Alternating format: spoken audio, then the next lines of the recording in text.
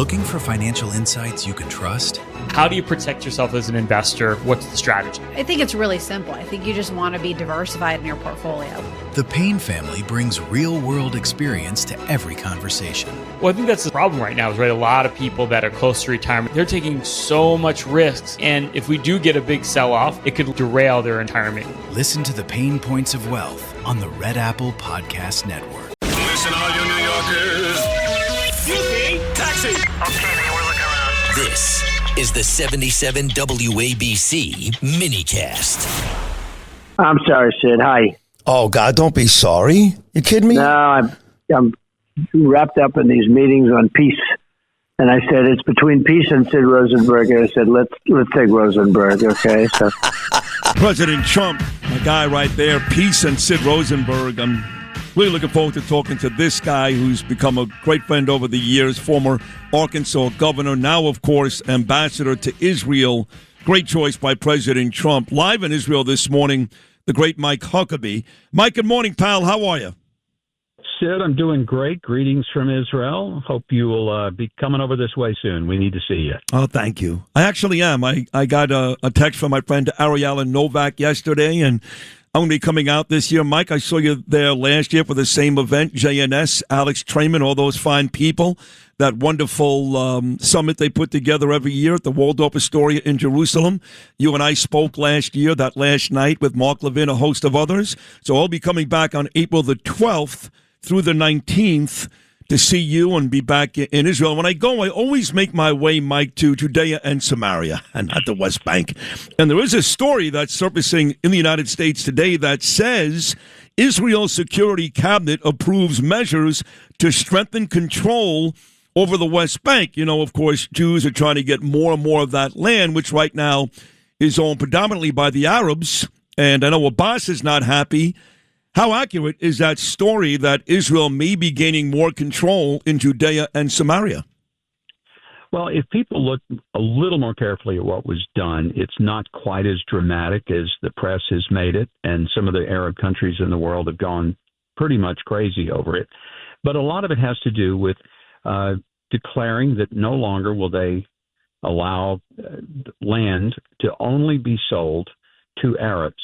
And so the Israelis are saying, look, if somebody's willing to sell land, we should be able to buy it. There should not be discrimination. The second thing is to put some control so that there will be access to places like Rachel's tomb and also to the Tomb of the Patriarchs in Hebron. Another aspect is to stop what is really a disgusting thing, and that is pollution, where various sewage and garbage are being dumped into the water systems and streams. That hurts everybody. Doesn't matter if you're Israeli or Palestinian. So there were some of these measures that were, I would call them common sense, some of them to protect the water supply, some of them to make sure that there is legitimate and legal access, not only to purchase property, but also to be able to access religious and holy sites. So to some, it will be provocative, but I think if people look at it objectively and if they try to simply accept that, why wouldn't it be legal to sell property to somebody who is willing to pay for it? That's how the free market works. So those are the key elements of it, and I don't think it's as controversial as everybody seems to be making it out to be.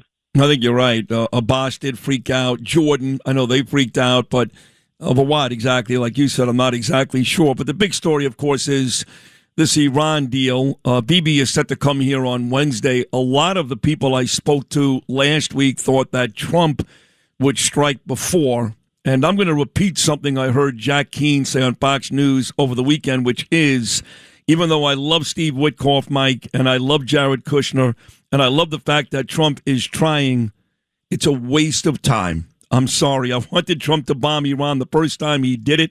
I thought it was incredibly successful. There is no way in a million years we're getting anything done without hitting them again. I know ideally we don't want to, but the truth is we're wasting our time with these people. Your thoughts? I think the president's doing what he feels it's necessary, and that is to at least give them a chance. It's sort of like quoting John Lennon, let's give peace a chance. So, but there comes a time where you can't allow these people to just negotiate you into oblivion. It's the president's decision as to when that time has been exhausted. But the point is, there was an attempt last year, you well remember, and Iran was given every opportunity to give up their nuclear aspirations, to stop enriching uranium, and they didn't do it. And they thought they were dealing not with President Trump, but President Chump. And so they played him. And he said, nope, look, this is serious. I'm not going to let this go beyond 60 days. And on day 61, Operation Rising Lion took place, and he finished it off with Midnight Hammer. I don't think the Iranians learned a whole lot from what I call a real good kick of the mule. And in the South, we like to say, Sid, that there is no education in the second kick of a mule. If you didn't learn it the first time from standing behind one and getting clocked in the jaw, chances are you're just going to be stupid enough to stand there again. And I think that's what we're going to see with the Iranians. But when that happens and how, I have no idea. And frankly, only the president has the power to make that decision. This is our amazing ambassador, Mike Huckabee, live in Israel this morning. Okay, so Bibi's set to come on Wednesday, and we keep hearing, of course, and this is true, that the Iranians have lied. They've lied forever. I got to tell you, Mike, when Obama was president, made that awful Iran deal with John Kerry, I had a buddy, and his name was Ben Weinthal. He worked for the Jerusalem Post, but he lived in Germany.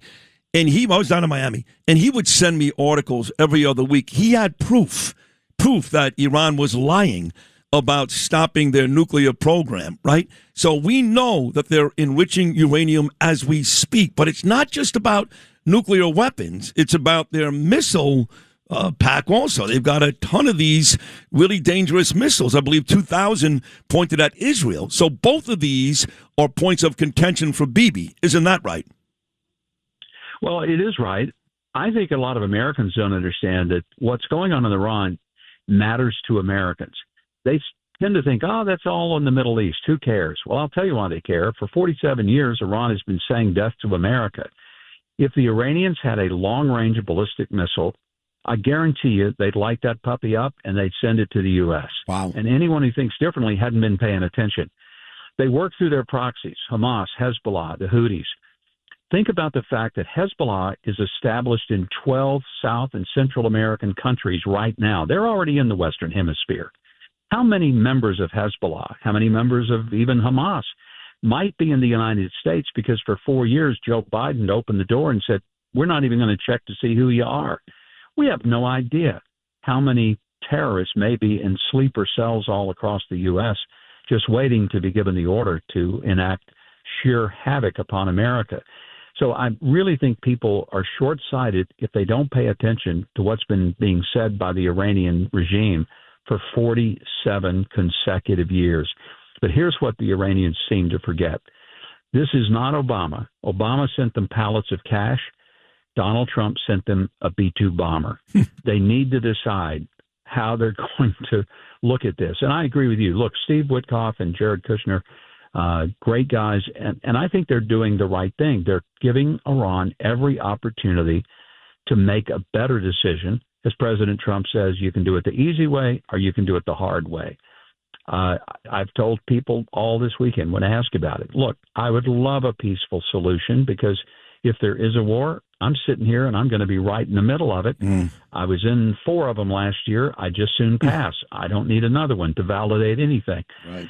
But on the other hand, there comes a point at which if you take these people seriously, and you have to, that they do have threats, not just against Israel, but against all of our U.S. bases in the region, and ultimately against the U.S.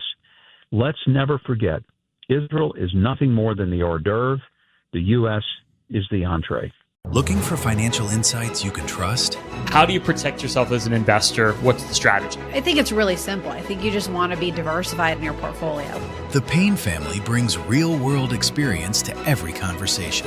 Well, I think that's the problem right now is, right, a lot of people that are close to retirement, they're taking so much risks. And if we do get a big sell-off, it could derail their retirement. Listen to the Payne Points of Wealth on the Red Apple Podcast Network.